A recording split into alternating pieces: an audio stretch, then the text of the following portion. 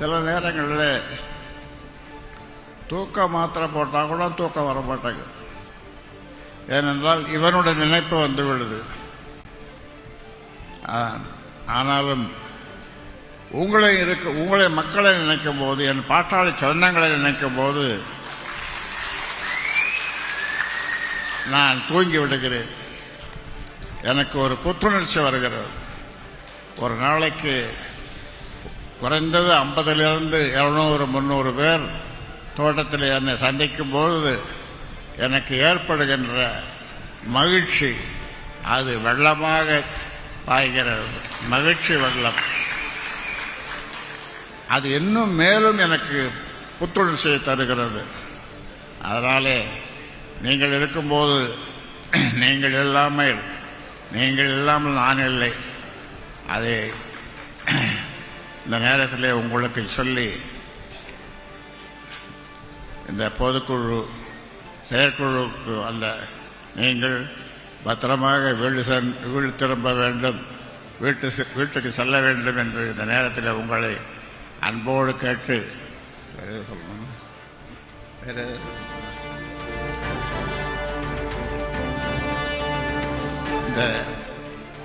இந்த மண்டபம், இந்த ரத்னவேல் ஜெயக்குமார் திருமண மண்டபம், அவர்களுக்கு இந்த நேரத்தில்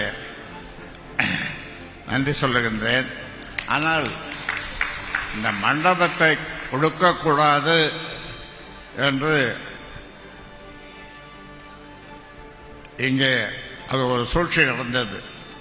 ஆனாலும் அவர்கள்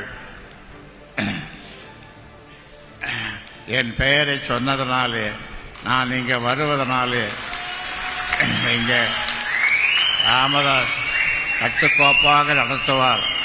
இந்த திருமண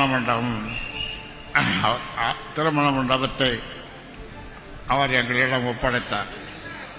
நாங்கள் அதே மாதிரி அது எந்தவித பிரச்சனையும் இல்லாமல் இதை பொதுக்குழு செயற்குழுவை நடத்தியிருக்கிறோம். அவர்களுக்கு இந்த நேரத்தில் நன்றி சொல்லுகின்றோம். அதைவிட நம்முடைய சட்டமன்ற உறுப்பினர் அருள்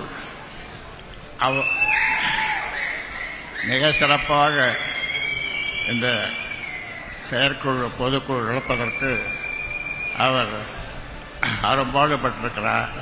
ஒரு பெரிய டீம் அவர் வைத்துக்கொண்டு, ஒரு குழு வைத்துக்கொண்டு